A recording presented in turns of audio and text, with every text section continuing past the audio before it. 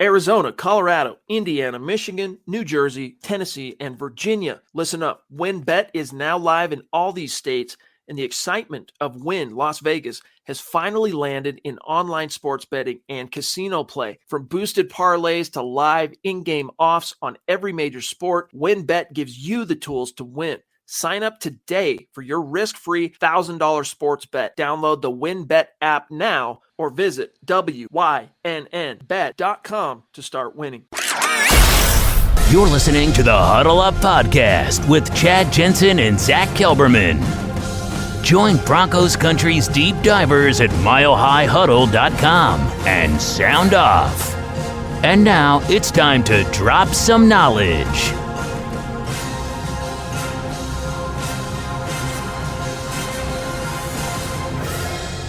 Good. So welcome in, everybody. It is the Huddle Up Podcast, presented, as always, by Mile High Huddle, powered by Blue Wire Podcast. I'm your host, Chad Jensen, and with me is my fellow football priest. You know him, you love him, Zack Kelberman. Zack, you brought this up on Twitter last night, is actually how it got on my radar in the first place. But Nathaniel Hackett provided a quote to NBC Sports' Peter King that said, quote, "I've been with a lot of different quarterbacks, and they always know I'll put them in position to excel, and I'll always have their backs," close quote. Yes. Imagine Drew Lock, Zack, with a coach that had his back. We have some breaking news, though, that I want to address first, Chad, before the Nathaniel Hackett article. According to reports, according to Mike Liss, Broncos running backs coach Curtis Modkins is leaning toward joining the Minnesota Vikings, where he would be their running game coach and RB coach. So the Broncos taketh from Minnesota with Clint Kubiak, and they might giveth with Curtis Modkins. Fortunately, though, according to Mike Liss, Zach Azzanni is being retained by Nathaniel Hackett as wide receivers coach. Excellent move. I think they're going to mesh really well, Hackett and Azzanni. It's a big get. And also, Chad, as it came down, Bill Collar is staying on board in a different role, in a consultant role on the Broncos defense. Doesn't sound like he's going to coach the line. Sounds like he's going to stick around in a senior capacity. So those are two big wins for Hackett and one fairly sized L in losing Curtis Modkins. Modkins got a lot of good production out of that running back group from the time he arrived. I mean, I wouldn't single-handedly give him the credit for Phillip Lindsay's emergence, but Phillip Lindsay, Javonte Williams, I mean, even Melvin Gordon, yep. couple of 2,000 total rush yards and double-digit touchdowns both years he was in Denver. It's a loss, but it's not a loss, Zack, relative to the talent that's arriving. Getting out, garbage in, garbage out. The amount of input coming to the Denver Broncos as far as coaching wherewithal, in my opinion, outclips what has been lost, and that includes Curtis Modkins, who is, he's an offensive coordinator caliber coach. It's unfortunate, but hey, charge it to the game. Listen up, Broncos country. TickPick should be your first choice to buy football tickets because they save fans money by never charging any service fees ever. TickPick is the exclusive ticketing partner for the Huddle Up Podcast and the Blue Wire Network. Denver Broncos football is finally back, and there's no need to exhaust yourself searching all over the internet to find Broncos tickets anymore, because TickPick, that's TickPick, is the original no-fee ticket site and the only one you'll ever need as your go-to for all NFL tickets. TickPick got rid of all those awful service fees that the other ticket sites charge, which lets them guarantee the best prices on all of their NFL tickets. Don't believe it? If you can find better prices for the same seats on another ticket site, TickPick will give you 110% of the difference in the purchase price. That's right, guys. When we were searching for tickets for the MHH meet and greet for Week 3 at home, Broncos versus Jets, TickPick had us locked down. So visit tickpick.com/huddle today and use the promo code HUDDLE to save $10 on your first order of Broncos tickets. We'll get to the Super in 1 second. About Nathaniel Hackett and what he said, it's just more indication that George Paton saw what works around the NFL. It's having flexibility. It's having progressive thinking in their coaching staff and with their players. And just what Nathaniel Hackett said on the day he was introduced as Broncos coach, I believe the players become the system. And him saying that, listen, if anything about me, I will put you in a position where you will have success and you will do to the best of your abilities. I love that attitude. I love the confidence he's showing and the trust he's showing in his quarterback. And he talked like it doesn't have to be Aaron Rodgers, whether it's Rodgers or Blake Bortles or a rookie or anybody else. He will always do what's best for the quarterback because that's best for the team. It's a completely giant 180 inside the walls of the Broncos facility, and I could not be happier with this hire. Seriously. Speaking of hires, I want to talk more about the implications here on Drew, but Raiders gonna Raider, right? Tom McMahon getting swooped up to go destroy Las Vegas's third phase. I mean, oh man. Look, I guess if you look at it from a glass half full perspective, we're talking about a coach in Tom McMahon. And thank you for that super chat, by the way, Sam Bam. And I appreciate the props on the shirt. If you look at it from the resume side of things, you know, he's probably viewed by a lot of people outside Denver as a competent, experienced, veteran third phase coordinator. But it just never came out in the wash in Denver. I mean, I don't even know how you could say job well done, Tom McMahon, because Brandon McManus was already an established specialist. Sam Martin, when he signed his deal to come here, was already an established punter. One muffed bad long snap by Jacob Bobenmoyer in 2020. Aside from that, specialists pretty much have things locked down. You look at things from a unit perspective, from a collective perspective, whether it's returns, punt kick coverage, it all left much to be desired. I'm actually writing up the article right now for milehighhuddle.com. It'll be up right after the podcast. And in doing my research, I'm taking time and dismantling how bad of a coach Tom McMahon was for the Broncos special teams. Just a couple quick notes here as I have in my story. They were ranked according to DVOA 30th, so that's third worst in the NFL overall in terms of special teams unit. They also ranked dead last in both kick return and opposing kick return yards allowed. They allowed the highest net punting average and net grossing average. And those are just bad places to finish dead last in the NFL. And he never did anything extraordinary with Deontay Spencer. The reason they kept him around and wasted a roster spot on Spencer every year, never did anything with the kickoff return unit. I mean, the guy was as bad as they come. And the thing that jumps out to me, though, Chad, is that Tom McMahon got a job before Vic Fangio. And I was told by Fangio he would have a job in 5 minutes if he got fired as the Broncos coach. Well, I'm checking my watch right now. It's been a little longer than 5 minutes, Vic, so we'll see. TikTok. By the way, guys, we got to give you a tip of the cap and a big thank you for helping the Huddle Up podcast climb well into the top 200 football podcasts, American football, that is, on Apple Podcasts. Those of you that listen every single day after the fact as an uploaded on-demand production, thank you. We appreciate each and every one of you. And Zach, one other thing, we want to shout out 2 great 5-star reviewers on Apple Podcasts. I want to say that's Wyatt Horning. Why Horning via Apple Pods? And, of course, JCBYO via Apple Pods, who in the month of February, they got their name in the hat for the drawing. 2 5-star reviews back-to-back. Thank you, gentlemen. Thank you, guys. As always, much appreciated.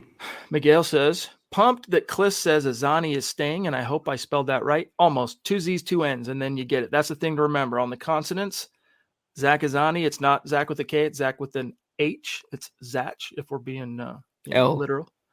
And two consonants in that last name. Thank you for the stars, big dog. Andrew Lampy jumping in. What's up, my friend? Says, what's up, Broncos fam? I hope everyone had a wonderful Monday. Yes, indeed.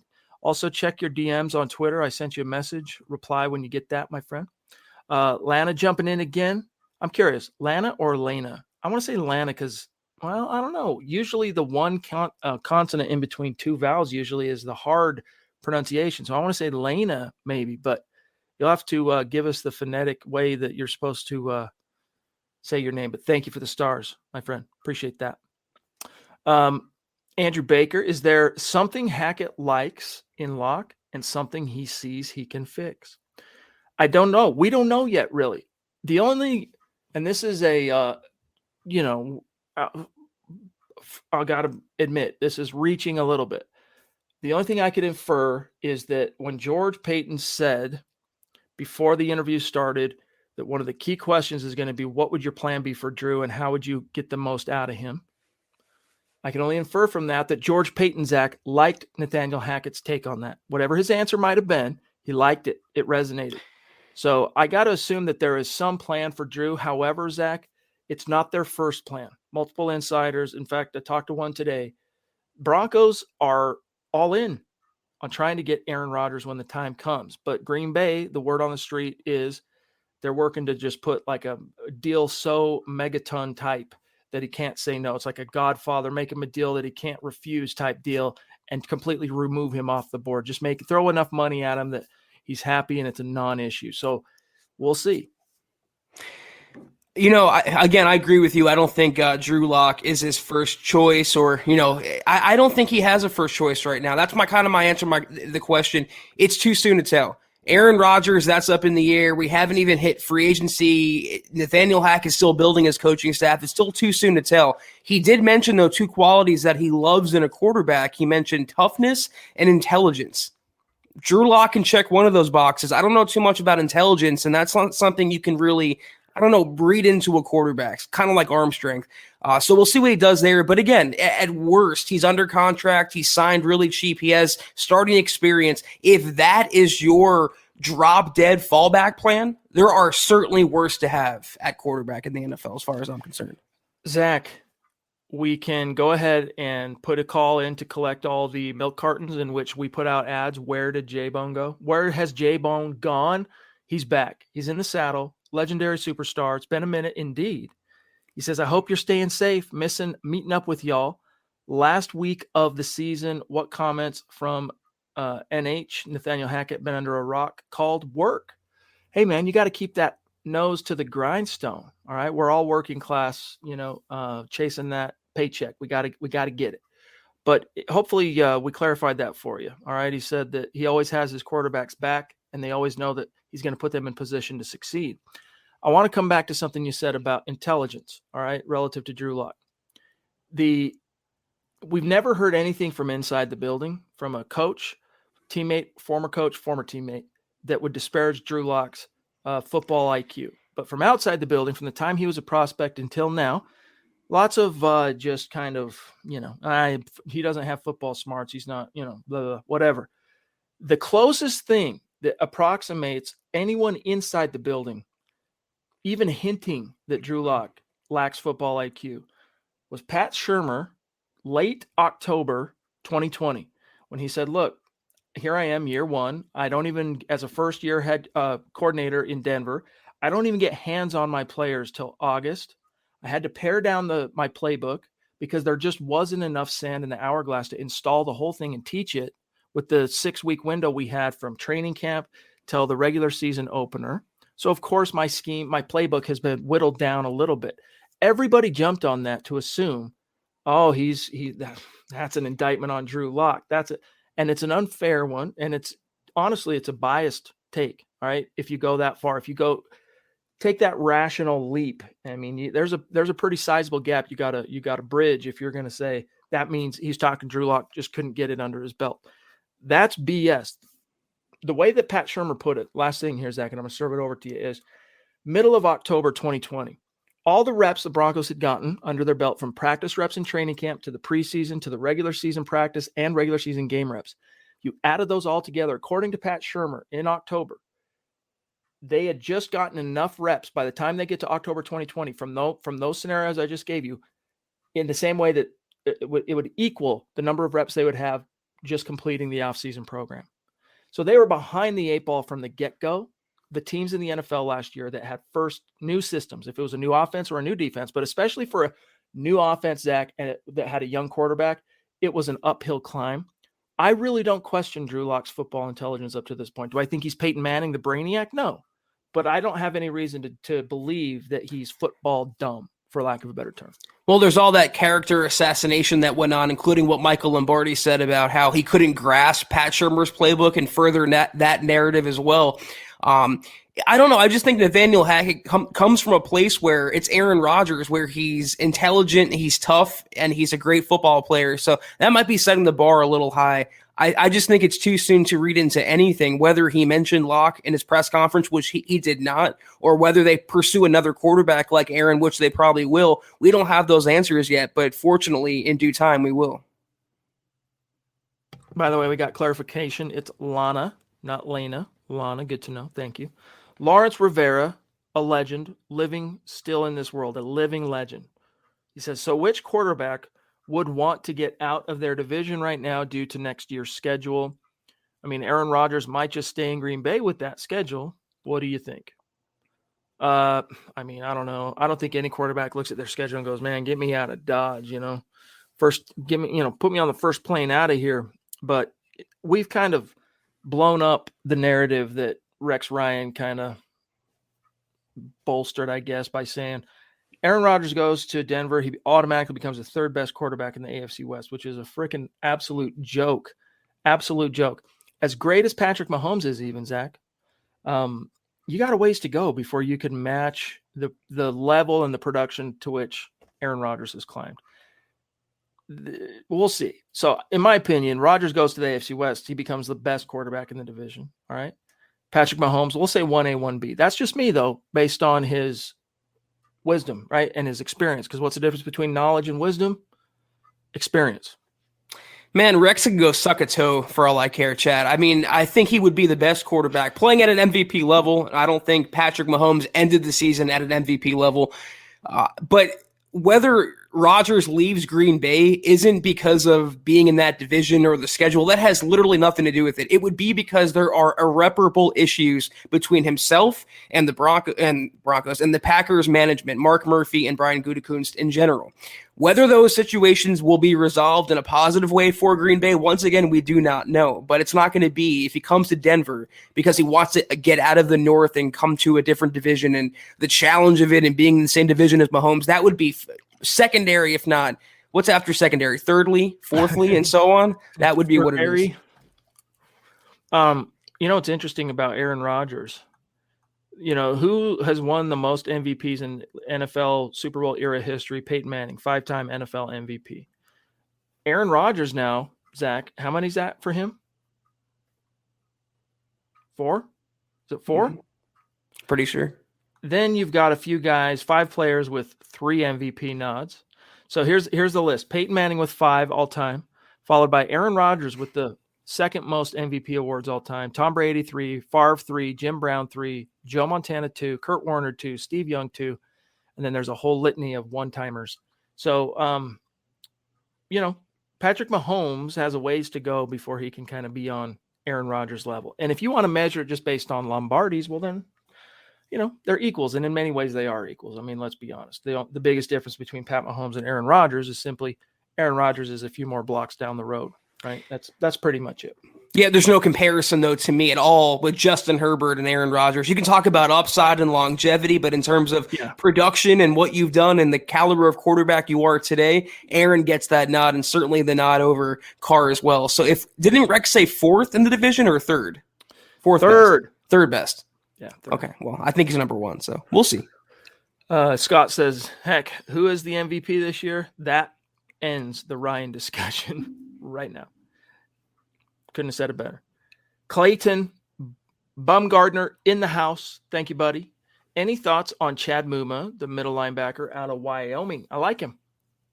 I think he's got some really intriguing upside for the league, but there's a ways to go before his draft stock is fully fleshed out, right? We're going to have the combine, we're going to have pro days, and then we'll have a better beat on where he falls in the draft. But he's an interesting off-ball guy, and they've had a couple of guys over the last 4 or 5 years at linebacker come out of Wyoming that have some wherewithal. Yeah, he's like a do-it-all lunch pail type of linebacker. It's what the Broncos need. I would want someone maybe a little more explosive overall, a higher rated pro. But it's such a deep class at linebacker and edge, so the Broncos can get a good prospect, and he's definitely one of them. Steve Armstrong with a very, very, very generous super chat. Thank you, my friend. That really is helping to keep the lights on here, my friend. Thank you. He says, I like the way the coaching staff is building. Love the coach vibes being out and about in Denver. Thank you, Priests, for keeping us informed. Hashtag state of being. Don't ever F with Broncos country and hashtag the Mile Highlander. I dig that, dude. That's good. Appreciate you, Steve. Is that Dallas Fort Worth or Derek Wolf's favorite call tag? Def Woo. Yeah, it's definitely Derek Was Wolf. it? Okay. Definitely. The Duchess. By the way, Michaela, when can you come back on the show? We're ready to kick off superstar segments again. So we need you on the show ASAP. Maybe this Wednesday, maybe next Wednesday. Move a few things around. Let's make this happen. All right. Duchess needs to be seen and heard on the Huddle Up podcast. Thank you so much for that very generous super, Michaela. She says, I'm torn about getting Rodgers. First, the cost, and second, it would be a short-term solution on the other end. We could win a Super Bowl. Exactly. But think about this, Michaela. Whatever quarterbacks in 2012, 2013, 2014, and 2015 that came out, would you forsake that great 4-year run with Peyton and the world championship you got at the end, the cherry on top, for pick the quarterback, that was drafted in the first round? I know I wouldn't. I'd rather take that 4-year reign of dominance and just how fun and just elating that was to see the Broncos rule the NFL in many ways. So you keep your focus on this year, right? If it's an Aaron Rodgers thing, you're not worried about down the road. You're selling out to maximize the next 2 or 3 years. And I think Aaron, he's got 2 years minimum. If I were the Broncos, I would want some kind of an assurance that you feel like you got about 3 in you if I'm going to give up what it's probably going to cost me to get you.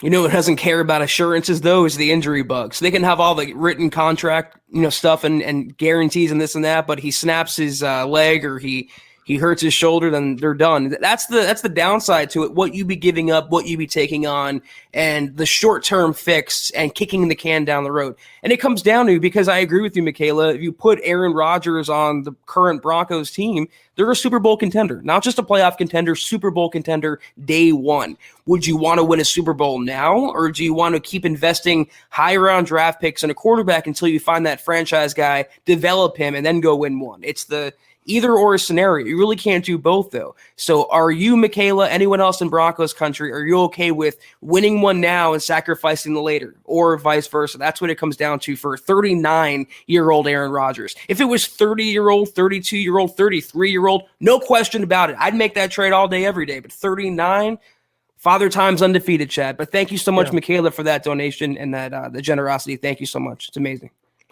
Love you. Get back to us on when you can come on the show.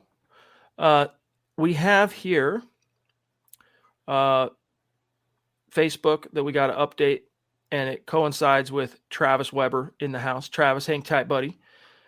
Want to let you know on the goal for February, we are at 21%. We're trying to reach 250,000 stars on Facebook. When we do, we're going to raffle off a Broncos jersey of the winner's choosing. Only those in the running are the people that helped contribute to the goal. All right, let's see who that is. Most tickets in the hat if we were to do the raffle tomorrow would be Michael Ronquillo, Zach, still on top by double, followed by Mark Schrader, Rodney Garcia, Miguel Santisteban, Jacob Foster, Travis Tarbox, Andrew Lampy, Pete Middleton, Andrew Baker, and Lawrence Rivera in the top 10, plus all these great members of our community on Facebook. So much love. Appreciate you guys. Travis, good evening. Chad, Zach, Broncos Country. I've been MIA. Work and life happens. Indeed it does. By the way, check your email. Been listening on Apple Pods. I'm applauding Hackett and Peyton so far. Yeah, dude. I mean, it's looking good. You're not going to win everything. Like Zach talked about at the top of the show, you're going to bring in some great coaches, which he's done so far. And then maybe you're not going to be able to retain everyone that you might have wanted to. Yeah. Curtis Modkins really is the only one, and Reggie Herring, the linebackers coaches, are the only two that kind of makes me doubt. But I actually would trip a little bit. I'm tripping a little bit more about Herring than I actually would about Modkins hitting the bricks. But that's just me. It's kind of like you can't have a Pro Bowler at every position. That's the same thing on the coaching staff. You can't retain them all. If you want the new head coach, and we all want Nathaniel Hackett, or at least most of us do, you're going to have to live with Hackett bringing in his own people and getting rid of some of the holdovers. The casualties include Modkins and Reggie Herring. I can live with that. They've retained the coaches I think they should have retained, and I like the coaches that Hackett's brought in since the arrow is definitely pointing up in Denver, and that's all I really care about. Travis Tarbox, seems this coaching staff is a breath of fresh air so far into the future. Love it, dude. To infinity and beyond, big dog. I love that. Also, GLP, the venerated, legendary Gary Leach Palmer. Appreciate you, my friend. Really, we do. Let me see what else is on people's minds. We also have Michael Ronquillo checking in. Really appreciate you, bro. Thank you. Every single night brings the enthusiasm, brings the support, helps keep the lights on here, and contributes to the conversation. What more could we ask? I say nothing. Thank you, bud. Smouse in the house. Zachary Z-Dub Designs. Thank you, bro, for that. He says, I'm just showing some love. Hackett plus lock equals, I'm not sure what that emoji means, but it's the big smiley face with the hearts in the eyes. So he's down for that peanut butter and jelly combination, Zach. Yeah, this is a family show, Zachary. So he has some baby making eyes going on there, Chad. But I think they would fall in love or fall in lust, whatever the football equivalent might be. They might hit it off fairly quickly, and that's the upside with hiring Hackett because his personality is completely in tune, not just for Drew Lock, but for a lot of quarterbacks that share Lock's personality, of which there are many. Shane Daniels, the aviator, legendary figure. He says, hey, Chad and Zach, talk to my buddy who is an athletic trainer for Denver. Says he met Hackett and is a great guy and is totally revamping the training department. Ooh. Likes the direction they're going. What does that mean? I doubt it means that you're going to see Lauren Landau hit the bricks, but at least they're changing something there, Zach. I'll tell you what it means. You won't see both your starting inside linebackers suffer the same exact season-ending injury within weeks of each other. Hopefully the last of Lauren Landau and his training methods. The Broncos tried that, didn't work out. If they're getting rid of coordinators and assistant coaches, why not overhaul the training staff as well? I hope that's true, for sure. Interesting topic. Thank you, Jason Peters, for broaching it in the chat here.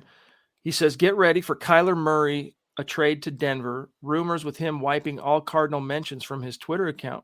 What have you heard on this front, Zach? Because it's something that's kind of lit up this afternoon. Yeah, let's all calm down on that, guys. It seems like he's just revamping his social media account. I wouldn't read too much into that just yet, but he's taken down all his references to the Cardinals, Chad. He unfollowed them on Twitter and Instagram, and that's what it comes to in the year 2022. This is what we monitor. This qualifies as news. Could be that he's going on vacation. Could be that he's rearranging his social media.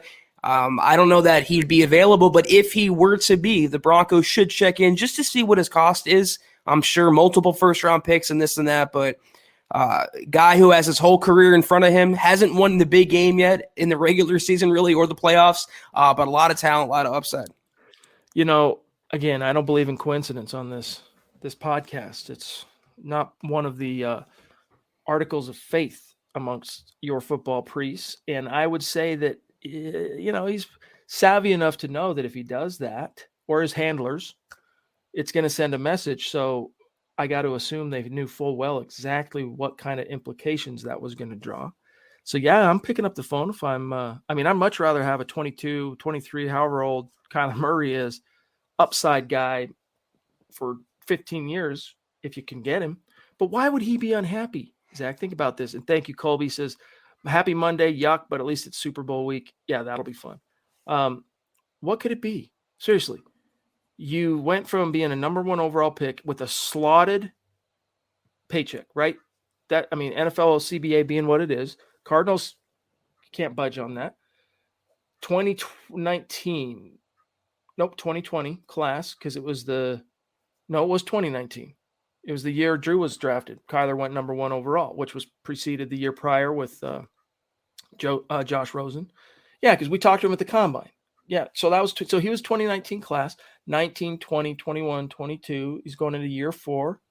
I mean, you're getting to a point now where you could, I guess, demand an extension, right? I mean, isn't it after the third year that you can be eligible for an extension? Do you need to go to such extents, though, to get the attention of your team, really? I don't know. Something ain't right there. It's either, it means nothing. He wants a new contract, or I'll put my tinfoil hat on with you, Chad, and say maybe he's trying to get rid of Cliff Kingsbury or someone on that coaching staff. Kingsbury has a reputation now, notoriety for starting really hot, going back to even Texas Tech, and then just crumbling as the season goes on. And we saw that in Arizona. Injuries didn't help, but his team just falls apart. So maybe there's something there with that, but I don't know. A situation that bears monitoring. Mike Reno, I have never listened to anything Pat Shurmur has had to say except maybe buy. Maybe I can win someplace else. Yeah, he was He's a master at bloviating and really not saying much at all. But, there's a few times the facade dropped and he threw a few things out there that you could actually sink your teeth into a little bit. Appreciate all the support, guys. Chris. And let's not insult monkeys, guys, by saying he can grasp Pat Shurmur's offense. That's an insult to monkeys everywhere. That offense was ancient. Indeed. Mac G. Bucks in the house, a newer name. Thank you. Appreciate you. Welcome. I like Sauce Gardner at 9. What do you guys think? Zach? The corner, yeah. I don't know that you need him. Honestly, he's going to be a good player, I think, and I love his upside, but you have needs at edge, you have needs along the offensive line, and you have needs at quarterback. You have needs all over the place, so I don't know that I'd go with him, but if he falls and the Broncos trade back, maybe. J-Bone says, I've talked with Drew. He is smart. Promise you that. Is he PFM? No, but only PFM is or was. Yeah, I mean, he honestly, the stuff about Drew is so overblown. We have to then open up the book on Drew, at which, the first 10 chapters of a 12-chapter book on a guy going into his fourth year is entitled in different subjects breaking down locked derangement syndrome. That's a thing, man. That is a thing. Yeah, I don't think he's gotten a fair shake. In fact, if we go back, Zach, to the Nathaniel Hackett comment about having a quarterback's back, making sure they excel, and they know that they're going to get that from me. Has Drew Lock ever had a coach in Denver that had his back? I would say that the closest thing was Skangs, but it was only for 5 games, right? As far as Lock being available to play, and he played in those games. Skangs put him in, in the starting lineup, and then that evaporated. And you could barely bother Vic Fangio or Pat Shurmur to say, even, could it possibly be interpreted as a compliment? They just never complimented Drew Lock. They couldn't find it in their hearts to say one decent thing about Drew Lock. Really bizarre. And yet, Vic would gush about the Peyton Manning reference to Teddy, the Tom Brady-esque, this, that, the other about Teddy the birthdays. Bridgewater. So again, guys, I actually get a little bit excited when I start thinking about, hey, how could Drew Lock's career arc, shift if he actually had a dynamic, innovative, forward-thinking coach that had his back? Possibilities. We don't know what the limits of that might be. He never had a competent mentor either. 2019 was Joe Flacco, 2020 was Jeff Driscoll, and then 2021 was Teddy Bridgewater. I mean, you talk about not getting a fair shake. You can question his capabilities in the NFL, whether he can be a long-term franchise quarterback, but to say that we can close the book on Drew Lock after his time in Denver, I think is a false statement. Scott brings up a good point. With Drew, the inference, and this is probably, there's some truth here, is maturity. And when people, they might not realize that it's maturity, and so then they automatically go to football IQ, because when you look like you're having too much fun out there and yet it's not coming out in the wash in the standings, right, that you're not succeeding, people then question your maturity. Because if you're not winning, you should look absolutely freaking miserable on the sideline, or so goes that line of thinking.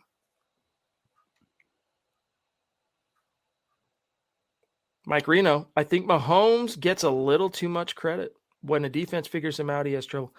I don't know about that, dude. I mean, I'm not throwing any shade on Pat Mahomes. That dude, Zach, is as dynamic as it gets. But every quarterback gets figured out at a certain point in their career. What happens is, how do you respond? What's your counterpunch to their counterpunch? The greats end up having a counterpunch to the counterpunch. And, Peyton, Tom, Rodgers, at a certain point, they get the blanket thrown on them. I mean, think about that, Zach. The 2015 game, this is when I knew something special was happening in 2015. Even with Peyton Manning being hurt and all that stuff and not being the same guy, when they shut down Aaron Rodgers and held him to like 86 yards passing, I was like, holy smokes, something's happening. But, Rodgers rebounded. That wasn't the book on it, Aaron. He ended up having a counter punch or 2 or 3 or 4, and here we are. Yeah, I will say teams played him with the cover two shell defense, and that took away the long ball. They had to adjust from that, but it was a weird, wonky season for Mahomes and the Kansas City offense. So many interceptions of his were actually batted balls or drop passes by Tyreek Hill. The coaching was really bad in the championship game. I mean, his offensive line was leaky despite all the investments they put in there, but he self-destructed in the championship game. I mean, that was all Patrick Mahomes. But, even Michael Jordan lost games. Michael Jordan missed shots. Doesn't take away anything from Patrick Mahomes. He's still a generational quarterback. It's not the last championship game he'll see. It won't be the last Super Bowl he'll win, more than likely, the one he won already. So they need another receiver, by the way, behind Tyreek Hill. These other types aren't doing it. Mecole Hardman and Pringle, they need a guy to step up. But for Mahomes to take sacks like he did and throw crazy picks, he can't make every play, and I think that caught up to him this past season. Sam Bam with another very generous super chat. Appreciate you, bro. I doubt whatever Hackett's plan for Locke was the selling point in hiring him. I think Peyton and Hackett will be looking at all QB options between now and the draft and make the best decision. Now, I would agree. I would say, though, that it was part of the, it's part of the puzzle for George Payton. That was, you have to. I mean, he's the only guy you have under contract. So, you can only plan based on what you can guarantee, and what you could guarantee in that moment in time is that Drew Lock is under contract for 2022. So Eric Bieniemy, Nathaniel Hackett, Kevin O'Connell, right? All the offensive guys, and all of them, period. What's your plan to get the most out of Drew? And I think it's pretty fair to assume, and I don't think it's a rational leap, Zach, to assume whatever Hackett said on that subject resonated with George Payton. Yeah, I don't think it's the selling point. I don't think Hackett took the job because Drew Lock's on the roster. Right. But it's a nice little pet project to have, if nothing else. I mean, again, if you're falling back on developing Drew Lock and taking a chance on that upside and unlocking, no pun intended, what he can do, and that's if only you can't acquire the likes of Aaron Rodgers, the likes of Russell Wilson, the likes of maybe, I don't know, Kirk Cousins or whoever the Broncos want to target in a trade. And if you're falling back on Drew Lock, I think that was a nice little cherry on top of the opportunity Hackett has in front of him. So it could be worse. Quick update for our great Super Chat supporters on YouTube. The top 5 finishers this month on Super Chat will go into the raffle for a Broncos jersey of the winners choosing. The rankings right now: Ethan, shout out to you, my friend. The DWI guys at number 1. The legend himself, D-Dub Dale, 96734 at 2. Chris and Zuko's Van Life Adventures at 3. The Duchess at 4, who may climb after tonight to 3 at 4, and Corey H at 5. And then here's just a few of the names just outside: Jason Metz, Sam Bam's going to climb, Kevin Vinn, John Houston, Alan Perez, a few of the names there. So there's your update on the Super Chat rankings. But yeah, Zach, Chris Hernandez. Also, I emailed you. Check your email. I want to get you back on the show. Let's arrange that, my friend. It's great to see you. Appreciate you. Travis says, I'm returning these stars to my friend Travis Weber. Yeah, I remember that. See, that's how we've got like, a familial type community. I remember that when Travis Weber was like, hey, or pardon me, Travis Tarbox was like, hey, I wish I could throw some stars down between paychecks or something like that. And Travis was like, I got you. And he throws it down. I mean, Zach and I, we're just bystanders here watching this going, our community is the best. Yeah, we say that to each other a lot. And Base Case chime in. This is another reason why getting these type of questions and having these interactions, someone like Base Case who goes back a while with us. Thank you for that super Base Case. Thoughts on Kyler? Chad, you and I might differ because you don't believe it. I don't believe in coincidence either, but this, at worst, this is a contract ploy, and at least this is nothing. This is absolutely nothing, him scrubbing his social media page. So I wouldn't get those Broncos Kyler jerseys ordered just yet. I definitely wouldn't either, but I just look, quarterbacks especially, you could paint all professional athletes with this brush I'm about to use here, but quarterbacks especially, and their handlers, their agents, the people that are advising them, and in many cases running their social media, they are fully aware of what the implications would be of scrubbing your account. I mean, you want to see what it looks like, guys? This is what Kyler Murray's Twitter account now looks like. All right. Not a mention of the Arizona football Cardinals. This is what it looks like. It's his OU and football silhouette and his baseball silhouette, Kyler Murray, and it just says it's easy. And then if you scroll down, I'm looking for something Cardinals. There's more Sooners stuff. Oh, wait, this was in January 2nd, in fact, before they played their playoff game, Zach. Starting 2022 off right with my guys, the AZ Cardinals. So before they got embarrassed. Something between January 2nd and today, I think, changed. Now, do I need to write home about it? Do I need to start, planning on designing a Kyler Murray Bronco jersey or whatever? No, that's not what I'm saying. But I do think that there's some there as far as this wasn't just an accident, I guess is my point. I just want off this ride already, Chad. Every year speculating on the Broncos making a trade for a quarterback. Let's just get one already and have him for a while, please. Amen. Vincent Palowski, what's going on, big dog? Great to see you. Thank you for that very generous super chat. He says, it's a real shame that Brian Flores stirred the pot, but what he failed to add to his bowl of racist soup are the names of all the white corners, running backs, and safeties gracing the rosters of these teams. Listen, Vincent, I understand it rubs you wrong. Rubs me wrong. We dished on this last week, big time. Like I went to bat quite strongly in defense of the Broncos. All right. But we don't really need to stir the pot on the whole race thing. It's just creates division, just gets people going in the chat. White corners, white running backs, white receivers. I mean, it's just not ground I want to mine at this stage. But we understand what you're trying to say. Let's keep it to the Broncos and let Brian Flores do what he's going to do. It will come out in the wash.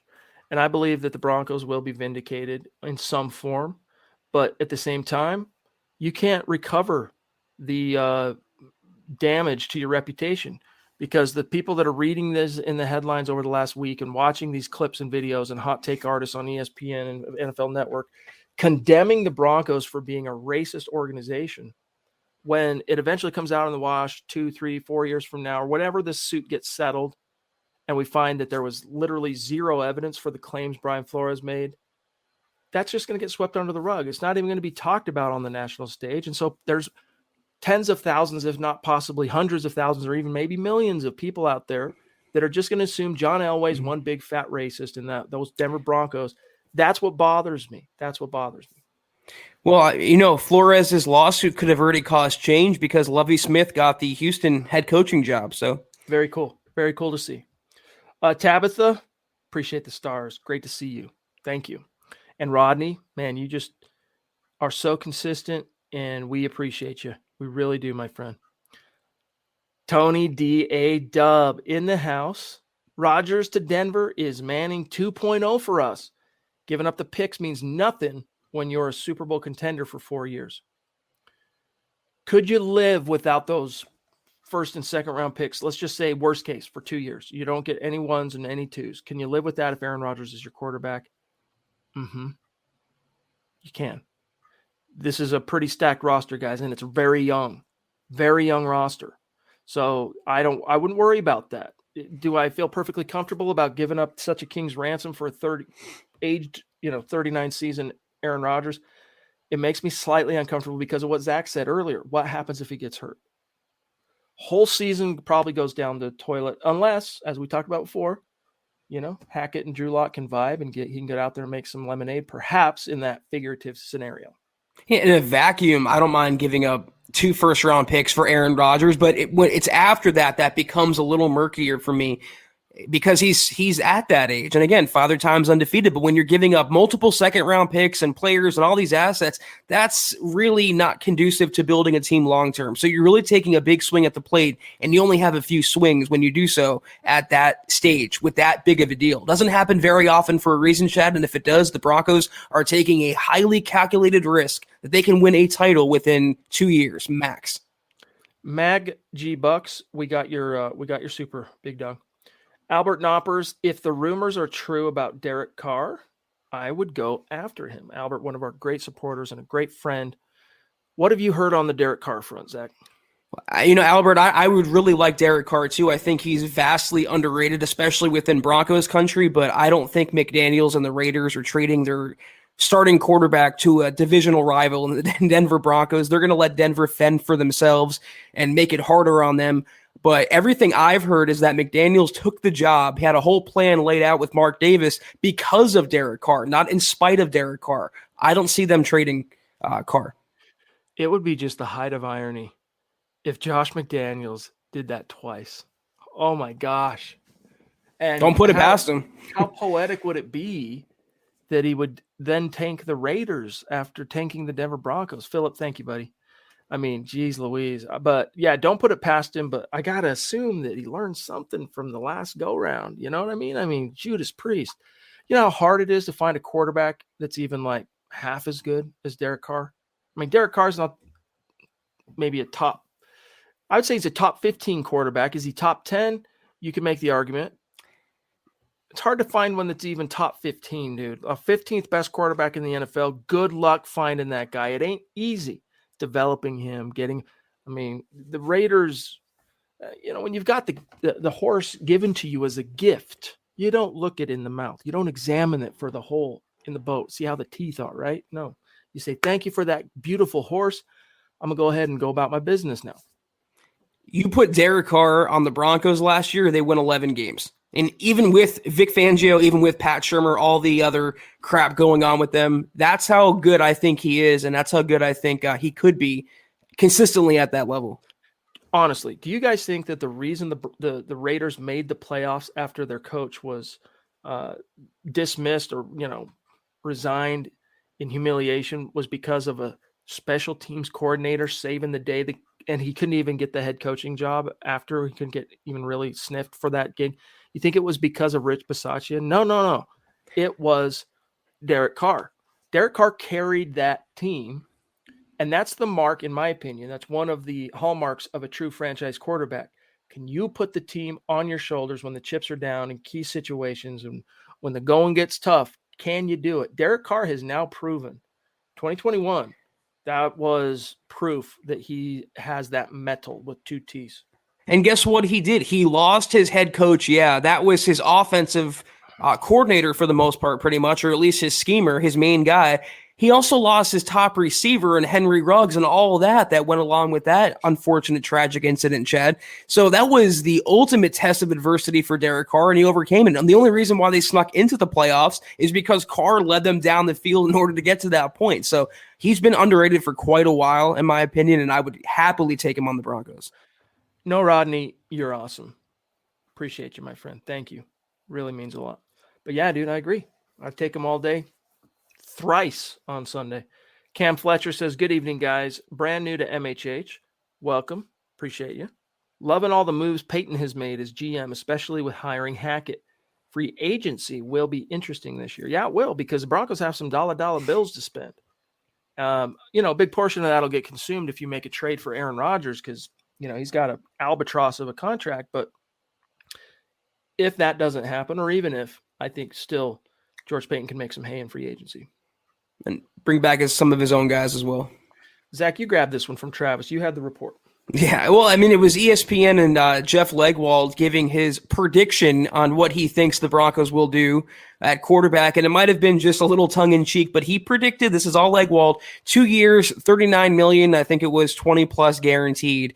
I don't think it's going to happen. I don't think he's coming back to Denver. I don't think he's landing that money from anyone on the open market, so I don't think there's any fire to it, Travis. Typical offseason prediction piece. Don't worry. Teddy said he's not coming back. Yeah, I mean, you would really be – listen, you don't think the Broncos were well aware of the 10,000 no-shows the last quarter of the season at home games? They were. A big reason for that, it's not all Teddy's fault. I don't want to make it sound like, the last 6 years are Teddy's fault. He was here for one season. But the reason, Teddy was a big perpetrator behind why the season didn't go so well. I mean, he was the quarterback of this team. And fans don't have a favorable opinion of Teddy in terms of like getting excited. Okay, yeah, this is something we can get behind. You would just further, Zach, the feeling of the villagers being restless. You would just further all the negative tropes when you're trying to basically, wash clean all that stuff with a new fresh start, new head coach, all the vibes. You then go back on it and bring it right back on yourself by, and here's Teddy Bridgewater again on a 2-year deal. It's not going to happen. And if it does happen, I'll eat my hat on live podcast in front of tens of thousands of people. Better than a Tide Pod, I guess. But even if the Broncos, even if the Broncos re-sign Teddy to a 1-year, $1 deal, instantly all of the goodwill and hype that George Payton built up, Nathaniel Hackett built up, would be gone in an instant. If they brought back Teddy, you cannot sell him to the fan base. You can have an easier time selling Drew Lock to the Broncos fan base quite easily than you could Teddy Bridgewater. And if I'm Teddy, you know what, Chad? I saw what I am in the NFL. It hasn't worked out as a starting quarterback. I had 2 really bad concussions last year. I got a lot of money. I'm considering walking away if I'm Teddy Bridgewater. Point blank. By the way, guys, and Claude, yes, thank you. Where did I get the t-shirt? I think my parents gave it to me. Where did they get it? I don't know, but check it out. It even has, wrong side. Broncos down the arm. It's garish, and it's like I have an aunt. I showed up the day I got this. Not the day I got it. I was wearing this shortly after I got it to like a family dinner. I think it was Christmas time. My aunt goes, Chad, that is the ugliest, most beautiful shirt I've ever seen in my life. And I said, exactly. That's why I love it. Where do you get it? I don't know. I don't know where my parents got it. So FYI, people are very curious about this shirt anytime I wear it. That and your Bronco hat, Zach, that has this logo on it. Now it's about to be the Jensen collection, exclusive to MHH. Joshua Shadow, LA gave, and great to see you, by the way, my friend. Hope you've been well. Thank you for the super. LA gave up everything because they were in a win now mentality, talking about the Rams. They're in the Super Bowl. Whatever it takes to get the QB. I'd take 2 to 4 years of relevance and dominance over figuring it out anyway. Yeah, I mean, if you can get the guarantee, you go get the guarantee. Aaron Rodgers is a guaranteed trip to the playoffs every year. It's a like Peyton Manning in that sense. Now, are you guaranteed a Super Bowl? Not necessarily, but I like the odds. Just reminds me of the scene from Tommy Boy. You want to put the guarantee on the box. It's just such a great movie. R.I.P. Chris Farley. Tommy want wingy. And a butcher's posterior. Anyway, 2 to 4 years of relevance and dominance. Yeah, that's the trade-off. It's either do you want to win a title now or do you want to compete for one later, possibly win one later? If you get Aaron, you're giving yourself a 2-year, maybe 3-year window. He'd be 42 at that point, and no one is really Tom Brady. I don't think Aaron's going to play that long, so you'd be giving up a lot for the short-term success and kicking the can far down the road and figuring that out when you cross that bridge. Exactly. You're like Caesar, all right? I'll cross that bridge when I get to it. Savage Boy Kev on Twitch. Appreciate you.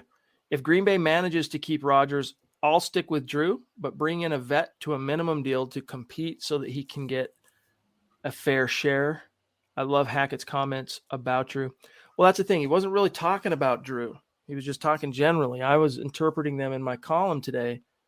What does it mean for Drew? What are the implications for Drew? Guys, go read that article. It's pretty in-depth kind of take at Drew and then Hackett and all that stuff. I think you'll find it interesting. Kev, I appreciate you, and you know I'm a lock guy, but there's no way in hell I'm going into the regular season with like Tyrod Taylor and Drew Lock as the 2 quarterbacks. They have to aim a lot higher. I mean, they've been in quarterback purgatory for more than a half decade now. If Drew can blossom, if nothing else, great. But a lot of dominoes have to fall for that to happen, and the Broncos should and I think will swing for a much further fence at quarterback. Mike says, young roster means nothing when you're winning and your QB won't restructure his outrageous contract. Those players find greener pastures with other teams. I mean, I don't know exactly what you're trying to say there.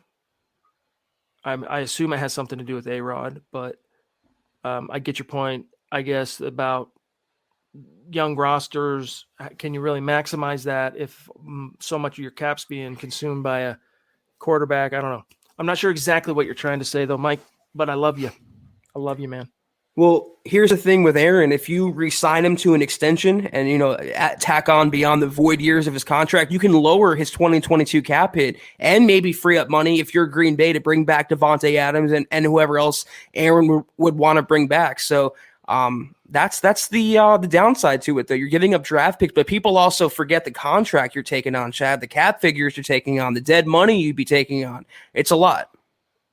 True. Travis Weber had something to say there. I don't know where he went. He dipped on, then he dipped off. I'll see if I can find it again. But yeah, guys, the stuff about Teddy. Look, our job as Mile High Huddle, all right, on one hand, we're here to give you the deep dive analysis, the columns, the film breakdowns, the draft scouting, the long form analysis. That's part of one of the, boxes that we want to check for you. We want to check all the tabloid boxes, for lack of a better term, in terms of, is there a rumor out there with any modicum of credibility? Is there a prediction out there with any modicum of credibility? Is there a report out there and we want to bring that to you, even if it's not us breaking the news.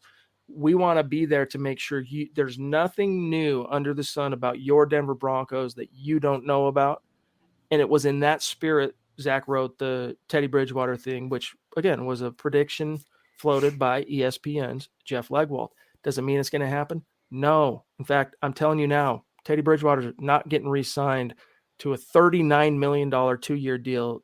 No, I mean, would I be completely stunned if he's brought back under a very clear PR messaging that this is our stopgap guy? No, I would not be shocked on that level. But bringing him in, paying him again? No. I mean, I'm going to turn over every rock to bring you guys all the Broncos news, all the Broncos rumors, all the Broncos speculation that's floating out there. It's up to you to decide what you want to do with the information. I mean, you can insult, you can throw the rock back at me that I turned over, but I'm still going to continue to do that because a lot of you guys want to read it and we love talking about it. So, Michael Ronquillo, you're a prince. Gerald Hill, you're a prince. Thank you for that super chat. I want that shirt, Chad. Good evening. Do you think we will bring Von Miller back? And is Drew Lock better than this draft class? Ooh. The Von thing, guys, I mean, I seriously doubt it. Can you rule it out? No. But, guys, don't start getting your hopes up that Von Miller's going to just come back. I mean, his whole life is here in Denver. But still, when a team moves on from a player with a future Hall of Famer, face of your franchise. I know he's not a quarterback, but he was the face of this franchise. Vaughn is getting choked up when you put a camera and a microphone in front of him as he's just still in the immediate aftermath of the news that George Paton dropped on him. That scars a guy. So even if George Paton came to Vaughn and was like, dude, here's a crap ton of money, come back. You got a Super Bowl or you got to play in another Super Bowl or whatever. Vaughn, a very prideful man, and as well he should be. Why would you do that? Nah, dude, peace out. Thanks. I understand how you feel about me. You dealt me. Peace out. He ain't coming back here. I really don't think so. But Zach, what's your take on Drew relative to the draft class? Well, in terms of Vaughn, if he wins a title next Sunday, I don't think there's any way he's coming back to Denver. Maybe as a one-day retirement thing with the Broncos. But he talked about them today, and he said it's always going to be love with the Broncos, but it sounded like he wasn't ready to leave. It wasn't totally on his terms. You could tell he wasn't ready, man. And maybe there's some strife with George Paton involved. So I wouldn't bank on Von Miller coming back. In terms of Locke being better than the quarterback class, man, the fact that we have to have this discussion is pretty sad, for one reason or another. There's quarterbacks in this class that are like Drew Lock in terms of being so raw and needing that elite coaching and development. There's other quarterbacks in the class like Malik Willis that can do what Drew Lock can't. Malik Willis to me is Lamar Jackson light. I wouldn't use that label with Drew Lock. So there's different kinds of quarterbacks depending on what you want. If they want a dual threat, I wouldn't say Lock is better than Willis, but if you want an upside player or in terms of a guy you can maybe build around if you can unlock his traits, I think Locke has some upside over, the Matt Corrals of the class. Couldn't have said it better. All right, guys, we are about out of time. Scott, do we have any last burning supers or comments? Sorry, I couldn't quite see that. The microphone thing blocks your hand. Really excited, says Rodney, about the draft and the positions we need to fill. At O-line and edge, go Peyton, do your thing. Yes, indeed. Yep. And this is a good class to have those two specific roster needs. Travis says, "Hey, Priest, are you ever going to wear your shirts I sent you?" Maybe. And I'll explain. I'll send you an email and explain why it's a maybe and not a, look, dude, as much as we appreciate that, we have a really big platform and, it's, how can I put this, Zach? Companies pay a lot of money for us to feature their stuff on our podcast. And so from an optics perspective, all right, especially you see this company that we represent back here, we have to be very careful about what we represent on the podcast. And that's not any kind of slam on your t-shirts. No. Don't get me wrong. I'm just saying these are things we have to consider. There's a reason why I look like a walking billboard right now. I mean, I got the MHH hoodie and the hat on, so it's nothing against you personally, Travis, and we definitely appreciate it. We do. And I would treasure that stuff. Trust me. I mean, I have a whole collection of rad stuff. So does Zach. Bookshelf. Great gifts and cool things that have been bequeathed to us from our community and our listeners. I mean, you're looking at a couple of them right here in my background, including this rad necklace that was made by Diamond Rattler. So anyway, the brainstorm. If we trade for Aaron, who should we draft first? Appreciate you. And it's great to see you, by the way. So if you trade for Aaron, you're out of the first round. So, and you probably hold on to one of those second round picks. And I think you go after an edge rusher. You have to get an edge rusher to complement Bradley Chubb. You can get by with some of the names out there at right tackle. I think you really could, especially with your cap space. Go get an edge rusher. If I'm Green Bay, I'm coming for all the Broncos picks because they're not going to be as high next year. I mean, they finished with 9th overall in the draft. So those seconds are a lot better than they would be future. So they might not be drafting until the 3rd round, but yeah, the needs would remain the same. Even if you get A-Rod, you have to protect him. On defense, you have to rush the passer. You have needs at linebacker, at edge, I mean, inside and outside, and also right tackle. So those will remain regardless of where they pick. Kevin popping in at the 11th hour. Appreciate that, buddy. And he says, "Go Broncos country." Ron Galicchio. Newer name. So welcome, big dog. Appreciate you. Connect on Twitter. He says, "Guys, come on. Drew has not had a legitimate shot to be the QB of this franchise. Drew Lock absolutely deserves the QB1 and named it now." That's not true. I mean, define legitimate. Look, you're looking at two of the more vociferous Drew defenders in all of Broncos land, right? You really are. But Drew had his window to leave no doubt. That was 2020. A lot of obstacles that weren't fair that he didn't ask for, including the pandemic and how that trickled down. Really unfortunate that it wasn't that his one window to prove he could be the man didn't happen in a traditional, normal NFL offseason, cycle. Happened in the most outlier of all outlier NFL seasons of all time.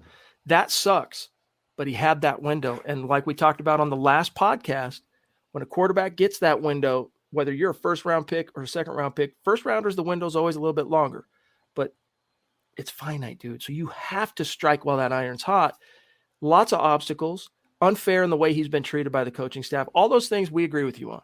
But to say that he hadn't been given a legitimate shot to prove he could be this team's franchise guy, I don't think that's quite fair.